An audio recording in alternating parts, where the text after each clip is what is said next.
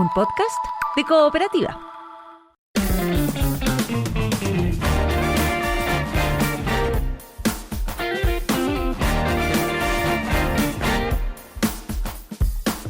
Bueno, desde que ocurrieron los hechos hasta ahora son muchísimos los comentarios, los análisis de lo que sucedió en Caracas, la captura del dictador Maduro, que va a enfrentar a la justicia en Estados Unidos, ahí en el tribunal en Nueva York, ¿verdad? Y la situación que se está viviendo ahora en Venezuela. Recordemos que ya lo dijo clarito Donald Trump, le entregaron, ¿no es cierto?, ellos van a estar a cargo del país, pero le asume como presidenta la vicepresidenta Daisy Rodríguez, ahí con todos los jerarcas del chavismo, acompañada por ellos. Ella ya, Trump ya dijo que tenía que hacer lo que ellos decían, si no le iba a ir muy mal, y ahí está todo entonces incierto todavía en lo que va a pasar en Venezuela mismo. Pero ¿qué pasa con los y las venezolanas en Chile? Recordemos que hubo una celebración increíble, lógica,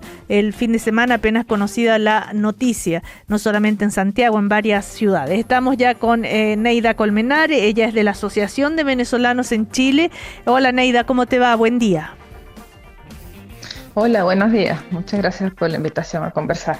Gracias, Neida, por estar con nosotros. Esto que reseñaba Cecilia recién ahí en la introducción de la nota, hizo que bajara quizás un poco de tono el festejo, que fuera algo más mesurado, porque obviamente la caída de un dictador siempre va a generar mucha alegría, no solamente a ustedes, sino que a todo el mundo que se hace decir demócrata. Pero que quedaran los mismos, o que haya avanzado el casillero en el fondo de la vicepresidenta al presidente y que siga Cabello, los dos Rodríguez, en fin, les genera alguna complicación, alguna duda. Bueno, Sebastián, han pasado 3 días apenas. La verdad es que creo que es muy pronto un poco para hablar de una, digamos, posición más decantada de la comunidad venezolana. Yo creo que lo que vimos en lo inmediato, lo que tú comentas en Chile y también en distintos países, sobre todo países donde hay una importante presencia de la diáspora venezolana como España, Colombia, Argentina y por cierto Santiago, fue una reacción espontánea, yo creo que ante un hecho específico que es la detención de Nicolás Maduro. Las conversaciones que yo he podido tener con distintos activistas venezolanos, particularmente en Chile, organizaciones sociales, la expresión de los venezolanos no respondió a una convocatoria organizada y articulada. De hecho, fueron venezolanos que salieron simplemente como una reacción que, como ustedes bien lo señalaron al inicio, pienso que es una primera reacción bastante humana y emocional al enterarse de lo de Nicolás Maduro. Ahora, esas mismas organizaciones y esos mismos liderazgos de venezolanos, yo te podría transmitir que lo que yo percibo, interpreto y lo que ellos me han comentado explícitamente es que están expectantes un poco para ver cómo se desarrolla este proceso. No hay una opinión categórica en la comunidad venezolana respecto a lo que está pasando, la transición democrática, y yo creo que para la comunidad venezolana hay un hecho muy importante que todavía no se produce, a pesar de que el presidente electo Edmundo González, ¿no es cierto?, ayer dio unas declaraciones sobre sus cuentas oficiales. Me parece que es una primera aproximación de una postura bien importante, pero bueno, la líder de la oposición, María Corina Machado, hasta este momento no se ha pronunciado, vamos a decir, extensamente y públicamente. Y hubo un pronunciamiento de algunos de sus voceros oficiales, hace poco, lo estaba recién empezando a escuchar cuando me conecté con ustedes, y hay estos voceros comienzan desde un canal oficial que acaba hace una semana de lanzar María Corina Machado a su plataforma. Fue un poco empezar a saludar y a generar, creo yo, lo que interpreto, algunos puentes de diálogo que además han estado históricamente con Estados Unidos para empezar a incorporarse en esas conversaciones respecto a la transición en Venezuela. Ahora, que cuando estaban en medio de la celebración, no sé, parece, estaban en medio de la celebración y de la algarabía cuando Trump da su primera conferencia de prensa, esa larga, donde sorprende a todo el mundo diciendo que María Corina Machado no goza de popularidad suficiente en Venezuela, entonces como todo el mundo esperaba que le iban a entregar el poder a ella, digamos. Como que la desdeñó un poquito. Claro, y dice no, va a ser Daisy Rodríguez. Eso, digamos, en medio de la alegría de que caiga Maduro, lógicamente casi que pasa a ser un tema secundario. Yo, Celia y Sebastián, tengo otra lectura, ¿no? O sea, efectivamente, bueno, particularmente no suscribo, digamos, ninguna simpatía por el presidente Trump y más bien mantengo una postura bastante crítica por el tipo de liderazgo que tiene el presidente Trump, un liderazgo narcisista, un liderazgo ambiguo y que en su trayectoria nunca respondió a lineamientos democráticos.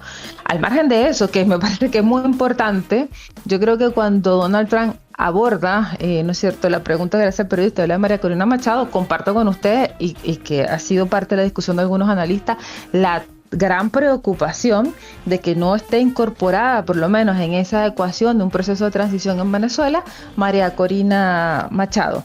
Sin embargo, hay un hecho práctico que yo creo que es muy importante tomarlo en cuenta. Si imaginémonos que María Corina Machado hubiese llegado el domingo con Edmundo González a Venezuela, ¿quién le iba a entregar el poder a María Corina Machado?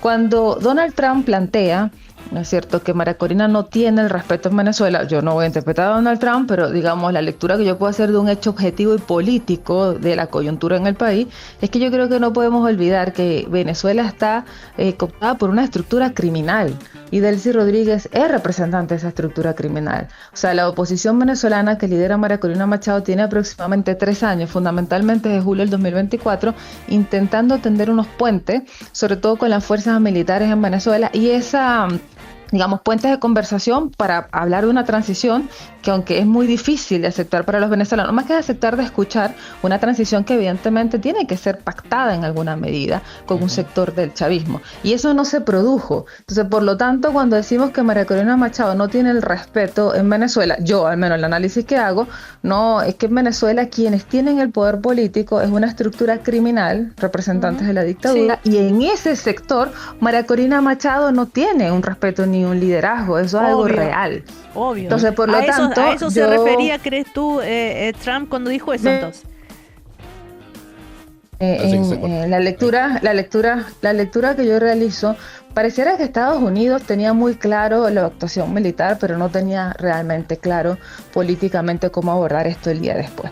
Ahora, yo creo que es un error de Estados Unidos que no visualice o que no sea más claro en plantear que aquí se va a avanzar hacia un proceso de transición que le permita a los venezolanos, no necesariamente tiene que decir el nombre de María Corina Machado, pero que a través de un mecanismo democrático se reconozca, ¿no es cierto?, los liderazgos legítimos en Venezuela. Yo creo que eso es una ausencia muy propia de la falta de criterios democráticos del presidente del Trump y de la ambigüedad, ¿no es cierto?, que ha tenido Estados Unidos en este aspecto. Claro, porque si tú escuchas la entrevista que dio el día después Marco Rubio, que es a quien Trump designa como responsable finalmente de lo que va a ocurrir en Venezuela de aquí para adelante, cuando le preguntan por las elecciones en Venezuela, que ahí claro uno puede asumir, si se convoca elecciones, no sé, entre los próximos 90 días, 120 días, ahí se presentará María Corina Machado, Edmundo González, quien quiera, algún representante del chavismo, del madurismo, y en la urna lo veremos, po.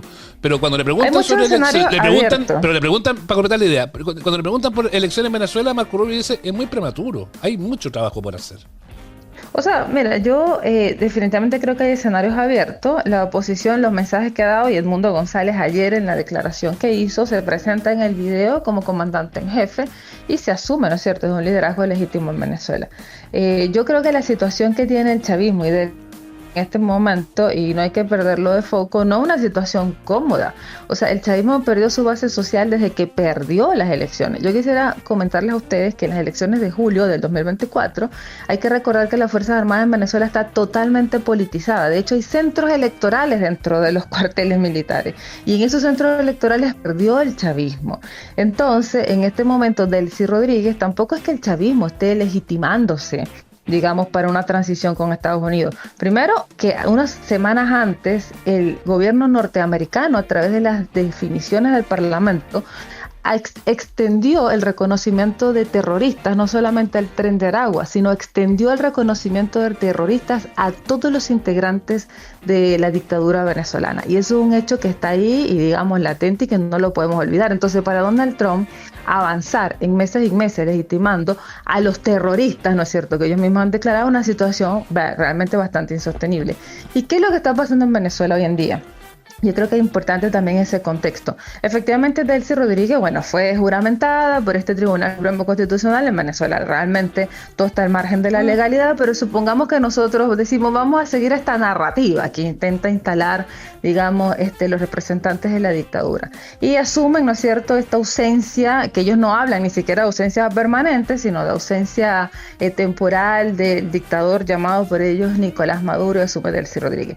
Para las organizaciones venezolanas, los politólogos venezolanos sí reconocen que conocen los tonos del chavismo, un cambio de tono absolutamente. Pero sí. Delcy Rodríguez no ha desmentido que está en conversaciones con Marco Rubio. Hoy en día la ciudad de Caracas no está militarizada, y si bien hay unas lamentables pérdidas de vida de soldados venezolanos, porque eso también hay que decirlo, no ha habido un derramamiento de sangre mayor hasta estos momentos. Entonces el chavismo también está súper entrampado, porque mientras vemos en el escenario internacional los llamados de los sectores de la izquierda a protestar contra la intervención militar, lo que me parece muy legítimo, vemos un chavismo que acaba de declarar hace unas horas atrás que quieren sentarse a negociar con el gobierno de Estados Unidos. Volviendo a Chile y a los venezolanos y venezolanas que están acá y que están tan contentos, ¿tú temes, no sé, expectativas demasiado elevadas, digamos, y que puedan sufrir algún tipo de frustración después? ¿Y cuántos crees tú que realmente van a tomar sus maletas y van a tratar de volver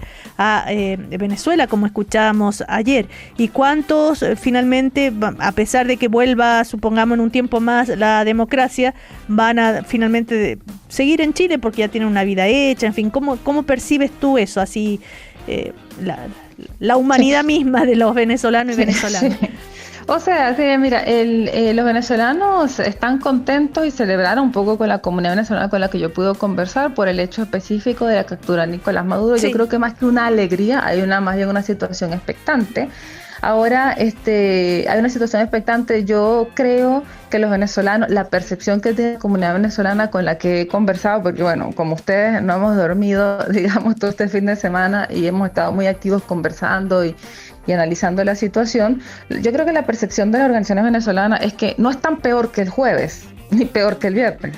Tampoco es que estén mejor, pero en la realidad venezolana, que yo insisto, hay un análisis que tiene que ver con la violación al derecho internacional y todo lo que significa que hay que hacerlo, digamos, también en paralelo a esto, pero para la comunidad venezolana ya teníamos 1 año y medio de un fraude electoral, una comunidad internacional que lo único que estaba haciendo para hablar de Venezuela, hablando de Latinoamérica, porque yo igual me preocupa bastante las posiciones de los líderes latinoamericanos que son muy ideologizadas, era sobre el problema de la migración, pero nadie estaba denunciando la violación de los derechos humanos en Venezuela y no veíamos la articulación que hemos visto de los 6 países con la declaración, que fue súper rápida y legítima, para pedir entonces que se volviera la democracia en Venezuela. Entonces, y tampoco vimos durante los 4 meses y medio que tiene el despliegue militar de Estados Unidos en Venezuela, tampoco posiciones categóricas de los gobiernos latinoamericanos y caribeños, con algunas excepciones. Quiero volver a la gente, a las personas. ¿Qué crees tú? Las personas uno escuchaba declaraciones ahí en la calle, me dice, sí, mañana hago mi maleta y me voy, y bueno, y tenemos en cuenta, ¿no es cierto?, que todo lo que hay, la política que se espera del presidente electo, José Antonio Kast, ¿no es cierto?, la intención de que expulsar a todos los migrantes que no estén regulares, esa sensación cambia. ¿Qué crees tú que va a pasar? Hay una disponibilidad de una parte importante de la diáspora mayoritaria, siempre que ha estado expectante de julio del 2024, de si se abre en Venezuela un proceso de transición democrática y de reconstrucción del país. Yo creo que hay una parte muy importante de la diáspora venezolana que está disponible y con ganas para regresar a Venezuela. Ahora mismo, pero lo ¿no? que yo he podido... Es que en este momento, y quiero señalar también un hecho político, el ministro Elizalde, en el punto de prensa que hizo el presidente Boric para referirse sobre la intervención en Estados Unidos, el ministro Elizalde habló de aquellos venezolanos, más palabras o palabras menos, que estén regulares y que quieran volver a Venezuela, los vamos a apoyar. Eso es una declaración delirante. O sea, un país que acaba de ser bombardeado en sus bases militares, donde el espacio aéreo está cerrado, la frontera está controlada, la gente está en sus casas en Venezuela, no ha salido, y la comunidad está expectante porque esto lleva 3 días. ¿Qué venezolano va a agarrar sus maletas para irse en este momento? Y si eso llegara a ocurrir, Es un proceso que requiere también una mayor coordinación. Pero eso sí está planteado porque uno de los ejes de la oposición venezolana desde la elección de julio, uno de los ejes, yo diría, centrales que ha planteado María Corina, Edmundo González y la oposición, es que sin duda alguna, en el momento de que se retome el proceso democrático en Venezuela, además se necesita el retorno al país de parte importante de la diáspora venezolana, porque Venezuela ha perdido, el 20% de la población venezolana se fue, la población en Venezuela es envejecida y no existe un proceso de recuperación nacional en Venezuela que no pase por un proceso de retorno, ¿no es cierto?, de un capital humano de la diáspora venezolana. Ahora viendo lo que pasa acá, trayéndolo nuevamente acá a Chile, sí, con estas declaraciones más o menos, ustedes tienen conciencia de que hay un sector importante de la sociedad chilena que, pongámosle el adjetivo que sea será xenofobia, será hastío, será todo eso, no está conforme con la alta presencia de venezolanos acá en nuestro país. ¿Cómo conecta esa situación que es incómoda, que es desagradable, que obviamente que entristece en muchos casos, con lo que está pasando ahora también? Bueno, yo eso te podría decir dos cosas. Uno, como investigadora del tema de migraciones, es un tema que hemos conversado y que hemos estudiado, tú tienes toda la razón, las encuestas así lo muestran, los resultados electorales, digamos, y parte de toda la campaña electoral tuvo como un eje la migración. Es muy lamentable que se haya instalado, por un lado, una discusión que es muy xenófoba, ¿no es cierto? Y a veces carente un poco de base más bien académica de lo que muestran los datos, y que ha generado, por cierto, un discurso que criminaliza la migración y que eso afecta no solamente a las personas venezolanas que están en Chile, sino afecta a la cohesión social. Eso es un hecho que está ahí. Yo lo que lamento muchísimo, Sebastián, es que la conversación sobre el proceso venezolano se haya desarrollado, hablemos un poco antes del viernes, únicamente con señalar que la migración es un problema. Y se extraña también que los gobiernos latinoamericanos no hayan sido capaces de ser un poco más contundentes y más articulados, como lo estamos viendo ahora, durante todo el despliegue militar que tiene Estados Unidos, que esto ya lleva 4 meses y medio, para haber sido capaces de hablar de que la migración venezolana sigue estando instalada en una crisis humanitaria y que es un problema mucho más complejo, y que esto de hablar de que los 334.000 venezolanos se van a ir en marzo, realmente es que eso es algo inviable, eso no va a ocurrir. Y finalizo con esto, la idea del corredor humanitario del presidente electo José Antonio Caz, realmente lo que él plantea es un corredor de retorno forzoso, y la verdad es que no existen experiencias en el mundo comprobadas y que no existen condiciones hoy en día para que eso sea, digamos, se haya materializado. Uno lo que esperaría es que los actores políticos de todos los sectores empiecen a tener quizá un discurso más profundo, más mesurado para abordar esta crisis en toda su complejidad, y evite eso, seguir vulnerando y erosionando la cohesión social, bueno, y afectando también a las personas migrantes. Para cerrar, Neida, cortito, ustedes como Asociación de Venezolanos en Chile y otras asociaciones que hay, ¿sienten que tienen un rol también frente a la diáspora venezolana, de poder, no sé, aterrizar los temas o de que se converse más analíticamente? Por esto de por supuesto, y yo creo que ahí también hay un desafío. Bueno, yo no participo como vocera ni representante, porque la comunidad venezolana, las expresiones que tenemos hasta ahora, yo insisto, son expresiones más bien espontáneas que ninguna organización podría capitalizar, porque esto ha sido demasiado rápido, y de hecho ni siquiera el partido de María Corina Machado se ha pronunciado, digamos, porque no hay pronunciamiento todavía de la oposición venezolana. Pero yo creo que hay una responsabilidad de los liderazgos, las personas que son más activistas, un poco también de ir generando, digamos, información hacia la población venezolana para ir decantando esto. Ya se celebró lo de Nicolás Maduro, veremos el juicio hoy, pero también cómo la sociedad venezolana va asumiendo, aunque yo me atrevería, Cecilia, a decirte que el proceso venezolano lleva tantos años, que la verdad es que la comunidad venezolana a la larga tiene claro que esto no es de la noche a la mañana. Entonces los venezolanos están expectantes y celebraron, pero yo creo que más bien ha habido una sobrereacción de algunos analistas que dicen los venezolanos celebraron y están confundidos, están frustrados. La gente está ya, yo creo que después, sobre todo de julio del 2024, la gente sabe que esto no va a ser rápido, y más bien están como muy a la espera de que su liderazgo y sus referentes den orientaciones en ese sentido. Te damos las gracias a Neida Colmenares, académica de la USACH, además, especialista del tema migración, de la Asociación Venezolana de Venezolanos en Chile. Hasta cualquier otro momento, porque este es un proceso que recién comienza, ¿verdad? Sí. Gracias, chao. Gracias, Neida. Sí. Gracias, chao. Okay. Buen día. Estás escuchando el podcast de Una Nueva Mañana, una presentación de cooperativapodcast.cl. Ya estamos conectados y conectadas con Héctor Vélez Mesa. ¿Cómo estás, Héctor? Buen día, feliz año nuevo. Para ustedes también, buen día. No le voy a decir feliz año nuevo porque No, pues sí. Héctor Vélez Mesa dijo en el especial de año nuevo de Cooperativa que el abrazo duraba hasta 5 minutos después de las 12. Así que No, pues yo no lo estoy abrazando, solo le Ni estoy el diciendo. saludo. Bueno, Entonces, cuando vaya para allá no nos abrazamos. no, bueno. nos levantamos la ceja Nos da- nomás. Como, sí. Hola. No. Bueno, No, nos no. vamos a dar otro abrazo, pero vamos a especificar que es abrazo de amistad. No me Eso. importa, Héctor Vélez Mesa, tus convicciones. Solo te deseo feliz año 2026. Me importa un pepino si lo recibe o no lo recibe. Para ustedes también. Y todo mi cariño. Ya. Ya. Vamos a lo 30 nuestro. y comienza el año 33 de Héctor Vélez Mesa aquí en Cooperativa. Exactamente. ¿Viste? Muy bien. Dios Ya. mío. Tenemos palabritas y palabrotas para esta jornada. Partamos de inmediato con lo que nos consulta, a propósito de todo lo vivido en estas últimas horas. Mirta Redondo dice: si Nicolás Maduro, literal o técnicamente, fue secuestrado, raptado, detenido o capturado. Sí. Y ahí es cuando uno aprende que hay matices en el lenguaje. ¿Eh? Mira, secuestrar es retener indebidamente una persona para exigir dinero por su rescate o para otros fines. Y ahí el diccionario te Ahí se abre. en el fondo. Claro, ahí usted para lo que quiera. Y este vocablo procede de una voz latina que significa separar o apartar a alguien de donde está. Ya. Raptar, a su vez, es retener a alguien en contra de su voluntad, por lo general con el fin de conseguir un rescate. Pero en el pasado, raptar principalmente hacía referencia al acto de sacar a una mujer violentamente o con engaño de su casa y potestad de sus padres y parientes.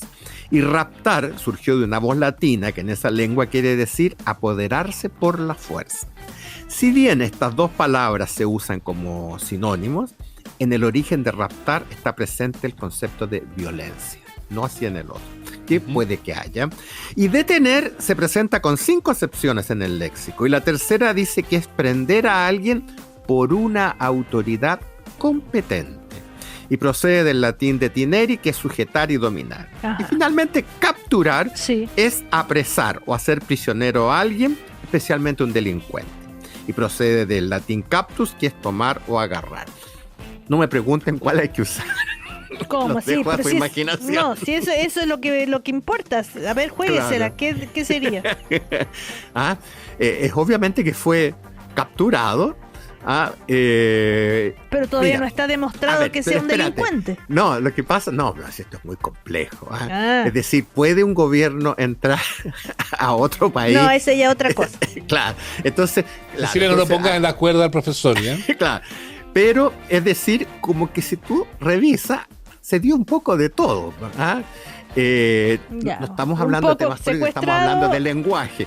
Él fue capturado, ¿ah? Pero fue detenido porque una autoridad supuestamente competente dio la orden, que sería Sí. de Nueva York. Pero no sé si tiene competencia en Claro. Caracas. Es lo que están alegando, de hecho, los abogados defensores hoy. Po.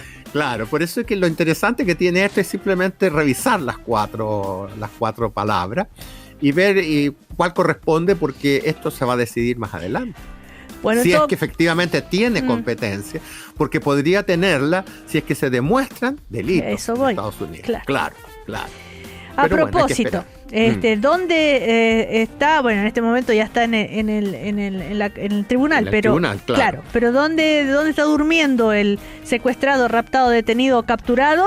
Hernán Castro pregunta por el origen de la palabra infierno. ¿Por qué? Porque ese es el nombre de la cárcel donde está Sí.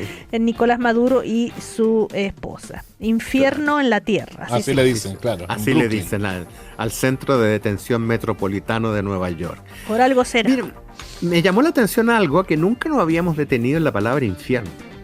Es decir, estuve revisando todo lo que hemos hecho en estos años y no la encontré. ¿Ah? Esta es una voz que para los cristianos alude al lugar donde sufren los condenados después de la muerte y sufren castigo eterno. Y en diversas mitologías y religiones no cristianas es el sitio donde habitan los espíritus de los muertos. Ujú. Pero ¿de dónde procede este vocablo? Entonces eso es lo que me llamó la atención, que no lo habíamos visto nunca. Es Del verdad. latín infernum, que significa inferior, nada más. de las bajas regiones o en el subterráneo. Eso significa en sus orígenes la palabra nada que ver infierno. con el fuego ni nada. Claro, porque o sea, infernal incendio en, no sé, en la bodega el otro día. Claro. No tiene que ver con el fuego, tiene que ver con que te fuiste para abajo en el fondo. Es decir, siempre, es decir, en el pasado se pensaba que la gente que fallecía se iba hacia abajo, hacia como un lugar como no el al cielo. Centro de la tierra. No. Por eso es que la palabra infierno significa abajo. Pero después, ¿qué es lo que pasa? Que la concepción de infierno como lugar de castigo proviene de las mitologías griegas, que se referían a este lugar como el Tártaro o el Hades, y las nórdicas, el Heiden, que fueron adaptadas y desarrolladas por el cristianismo, especialmente a través de una obra célebre que se llama La Divina Comedia de Dante Alighieri. E Infierno en la Tierra es el nombre de varias películas de los años de 1950 particularmente. La más famosa la protagonizó William Holden, llamada Stalag, pero se tradujo como Infierno en la Tierra. Era de Billy Wilder, nada menos.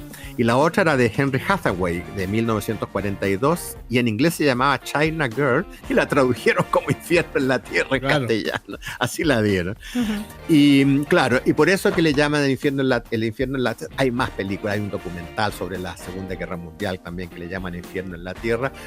Pero la palabra infierno, desde el punto de vista etimológico, solamente significa abajo.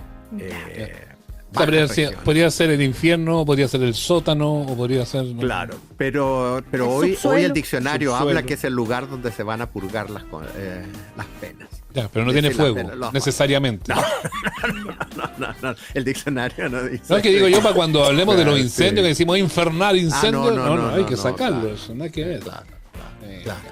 Está bueno, pero acuérdate que, claro, pero infernal se refiere al infierno, y de acuerdo a la mitología, hay fuego. Claro, no, pero íbamos al origen, y el origen es abajo nomás. Perfecto. Otra palabra, la palabra, también ha estado en la noticia, laparotomía. Sí. Esto estuvo buena noticia a propósito de este paciente que falleció en el Hospital Salvador, que está en investigación, la ministra, en fin. ¿Qué significa laparotomía? Pregunta Aida Sánchez, que nos escribió al @belismesa. Ahí ustedes pueden mandar sus dudas y Héctor las trae los lunes acá a Cooperativa. Mira, esto alude a una cirugía abdominal abierta que obliga a practicar una incisión en una pared del abdomen.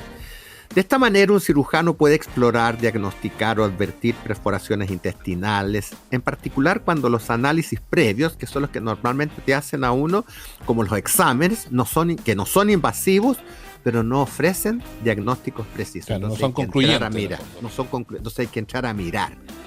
Eso hay que entrar a picar, como dijo el maestro. Claro, o no, lo peor de todo para los hombres es que hoy día existe un examen que no es invasivo para saber el tamaño de tu próstata.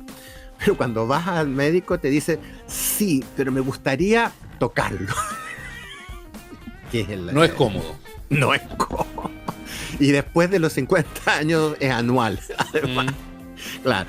Entonces, porque es lo único que a él le permite saber si hay alguna dureza en la próstata. Y si hay alguna dureza es peligroso. Y este procedimiento, es decir, la laparotomía, se reserva para casos muy complejos y de emergencia. Y esta voz procede de un término griego que es incisión quirúrgica en la pared abdominal. Eso significa literalmente. Lápara en griego es costado del vientre y el sufijo tomía es incisión. Incisión en el costado del vientre. Y el resto, claro, se lo agrega la medicina, que es para mirar, para observar, para diagnosticar, con certeza. Muy bien, sigamos. Lorena Arriagada tiene una duda con los nombres Odiseo y Ulises. ¿Por qué, dice ella, a veces al rey que combatió en Troya se le llama de una manera y a veces de otra? Exacto. En la nueva película de Christopher Nolan le llaman Odiseo, rol que encarna Matt Damon. Correcto. Y en la que protagonizó Kirk Douglas en 1954 se le llama Ulises. Y es el mismo personaje. ¿Cómo el asunto? El mismo personaje, sí. Sí, yo nunca había reparado en ese detalle y nunca me llamó la atención porque para mí Ulises u Odiseo era lo mismo. E incluso yo creo que más usamos el nombre Ulises que Odiseo. Pero obviamente se llama la Odisea por el protagonista, ¿no? Ambos nombres aluden al mismo héroe griego, al rey de Ítaca, y que es el protagonista de la Odisea que no sabemos si en realidad existió o no existió Homero, si es una leyenda, qué es lo que es, pero que sí existió Troya, ¿ah? Y que fue célebre por su astucia y su largo viaje de regreso a casa, por mucho tiempo. Odiseo es un nombre en griego antiguo, y aparece en estos textos. Pero cuando se tradujo al latín, Ulises es lo mismo. Ulises es la forma latinizada de su nombre y fue popularizado por los romanos en la Eneida de Virgilio. Es decir, los dos nombres son literarios. Odiseo es de la Odisea y de la Ilíada en griego, pero la Eneida, ¿qué es lo que es la Eneida? Es el viaje, es un texto que relata el viaje de Eneas, que huyó de Troya hasta que fundó Roma. Es decir, cuando cae Troya, después que meten el caballo y todo eso, el único que logró escapar fue Eneas, que huyó con un grupo de troyanos, que se fueron a Cartago, de ahí cruzaron hacia la península itálica y fundaron Roma. Y se llama la Eneida. Ya. Uy, y curiosamente, la guerra de Troya, es decir, la caída de Troya no aparece en la Ilíada. Ojo, la caída de Troya aparece en la Eneida. Y aparece en la Odisea. Es decir, es en la Odisea donde Odiseo recuerda la caída de Troya. No es el final de la Ilíada. Mucha gente dice que el caballo de Troya es de la Ilíada. No, es de la Odisea. La verdad, ya no lo recuerdo. Yo solamente me acuerdo del piloto Odiseo Salazar. Bueno, en la Fórmula 1. Odiseo Salazar, sí. Pero es el mismo personaje y uno es en griego y el otro es en latín. Ulises, pero es el mismo. Ya, tengo otra palabra, Héctor. Esta va a ser, me tinca que va a ser media polémica, fíjate.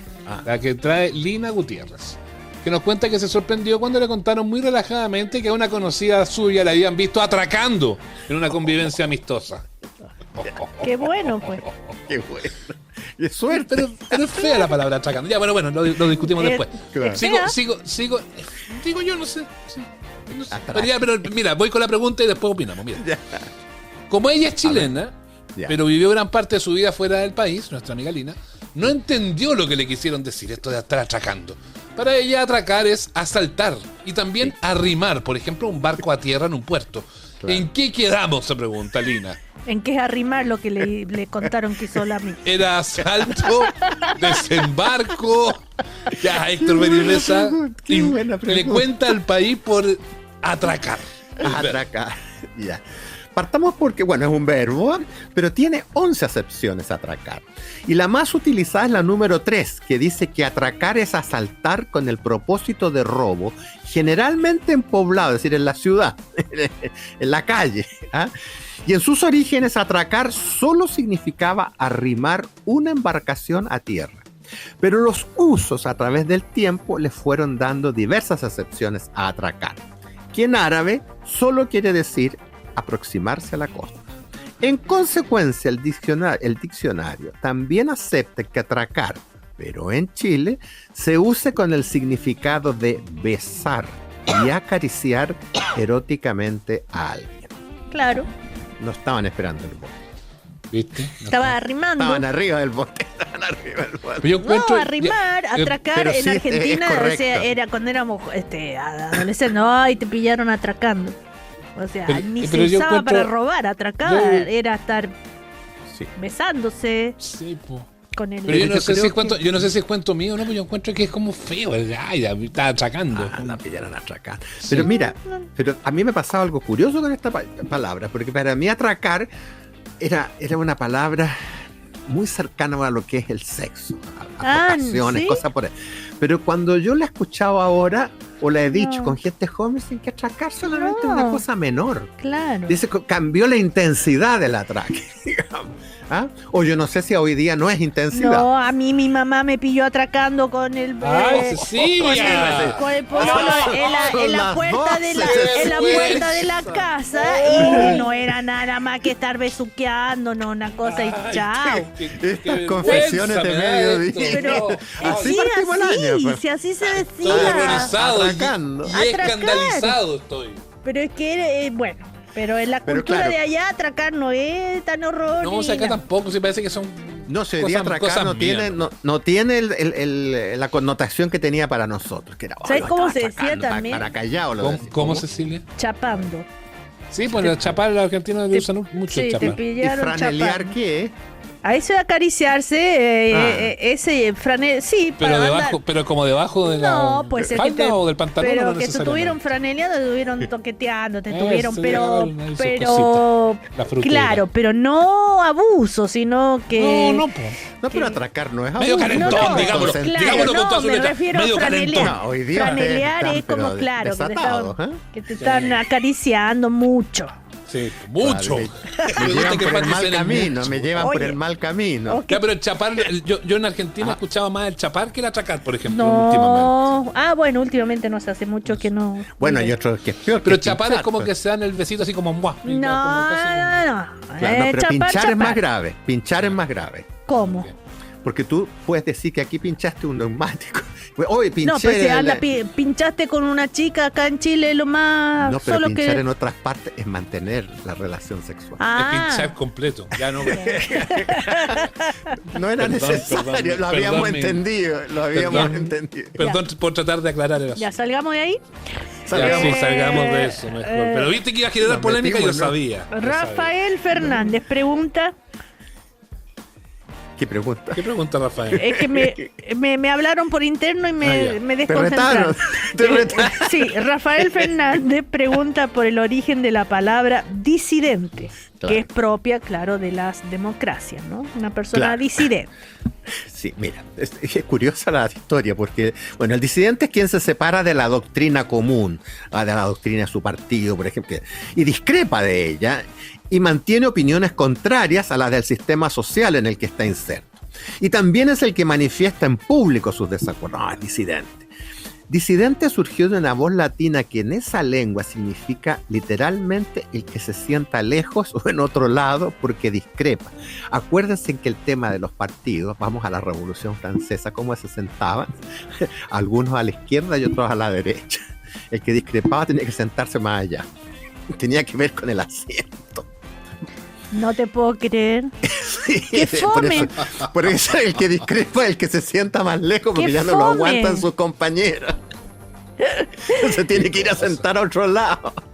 Eso significa literalmente. Ya. Obviamente que el diccionario ahora habla lo que yo dije al principio, que tiene opiniones contrarias al sistema Claro. o a su partido. Pero en sus orígenes, el que le pasaba eso, lo mandaban a sentarse a otro lado. Y eso significa Qué disidente. divertido. Qué divertido. Ya, oye, nos queda un par y nos queda poquito tiempo. Así que apurémonos. Ignacio Ponce nos recuerda que estamos en la época de los vientos, claro. Sumados a la escasa humedad y las altas temperaturas colaboran en la propagación de los incendios, principalmente forestales. Y pregunta Ignacio si existen diferencias entre una ventolera y un ventarrón. Mira, en el lenguaje es usual emplear estas palabras, ventolera y ventarrón, como sinónimas, pero no significan lo mismo. Una ventolera es un golpe de viento recio, pero de corta duración. Y un ventarrón es un viento más prolongado que sopla con mucha fuerza. Ese es el peligroso, sobre todo a la hora del 30-30-30. 30 grados de temperatura, 30 grados temperatura, velocidad del viento y humedad. 30-30, y eso es fatal para los incendios. Ambos vocablos surgieron de la voz castellana ventola, que es el esfuerzo que hace el viento contra un obstáculo cualquiera. Con la ventolera, a veces cuando sientes el golpe en la ventana, ¡pah!, la persiana. El ventarrón dura. Ah, ahí está la diferencia. Entonces, lo peligroso para Alonso de los ventarrones, porque el ventarrón se demora, es más tiempo. Ya. Y siempre como eso a las 3, 4 de la tarde hay que tener cuidado. Yo ¿Ah, vivo sí? en un lugar donde ocurre eso. ¿Ah, sí? Sí. No, Sí. el viento se levanta como a esa hora, Sí, claro, 4 como a 5 esa hora. empieza. De tarde. No, y a sí. veces, o en el monte, porque el otro día que estuve en el monte, en la casa de mi hermana, a las 6 de la tarde se vuela, porque Ventarrón. tienes el río Maipo, y por ahí baja el viento. Sí, pues mañanas tranquilas y tardes más acontecidas con Claro, el viento. claro, eso, sí, habitual. sí. La última. Bueno, la Alcanzamos última. la última, ¿no? Sí, Adolfo Gómez pregunta qué es la lejía. Sí. El cloro, pues. Vos que Ah, pero usas Cecilia. Vos que usa frecuentemente su abuela cuando necesita un líquido para limpiar. Perdón, no, es que me acordé de... Es que, Tiene claro, razón, es que cuando tiene uno era razón la chico señora hablaba de la Cecilia, ¿no? lejía, pero a lo mejor Cecilia conoce el otro nombre. A ver. ¿Cuál No. es el nombre de la lejía o el cloro? La lavandina. La lavandina, sí, exactamente. Creo que en Argentina Sí. le dicen lavandina al cloro. Perdón, Héctor, y el agua de Cuba también es lo mismo, ¿no? También el ¿Agua de Cuba? Sí. Esa sí que no la había escuchado nunca. No, yo nací escuchando el agua de Cuba. ¿En Tenga cuidado serio? con el- ¿Y por sí. qué de Cuba? No, esa tarea para mí. Bueno, ¿Ah? Ahora, la lejía es la lavandina o el cloro y es el nombre que se ha dado a esta sustancia que en disolución acuosa es un fuerte oxidante y se usa como desinfectante contra hongos, bacterias y como decolorante. Tengan cuidado si les llega a caer Sí. lejía o lavandina o cloro en algo negro, por ejemplo. quedar Y escoba. lejía proviene del latín lixiva, que es un derivado de lixa, voz que aludía al agua caliente mezclada con cenizas, que se empleaba en la Roma antigua en las lavanderías para blanquear. Ahora, si tú quieres blanquear algo blanco, lo echas en cloro o en una mezcla de agua con cloro. Y también era el agua lixiva, y de ahí proviene lejía. Pero es una palabra que ya, no sé, tú no vas al supermercado. ¿Dónde está La el lejía. pasillo de la lejía? No, eso era de la época de. Menos del agua de Cuba. Bueno, No, déjame anotarlo al de tiro María aquí, ¿eh? Castaña. La época de María Castaña. Ya, ya hay una historia Mari buena, pero. Castaña, no, Mari, hay- que es un apellido, ¿eh? Sí, la del agua Es Mari Cuba. Castaña. Mari La- Castaña, ah, ya. Sí, la Mari Castaña, sí. Oye, ya, la historia del agua Cuba está genial, pero Héctor Feliz Mesa la va a traer la próxima semana para que la desarrollemos con tiempo. Agua de porque está Cuba. Hasta ¿Por bonito. qué? Ya. Sí, es buena expresión. Bueno, Héctor, bueno, que te vaya súper bien. Colorado de vergüenza, Ah, ya él, seguramente. seguramente. Seguramente, sí. claro. Bueno. Un bueno, abrazo cariñoso. Un Chao, abrazo. chao, Héctor. Chao. Chao. Buena semana. Adiós. Aquí termina el podcast de Una Nueva Mañana. Cooperativapodcast.cl. Otra forma de escuchar Cooperativa.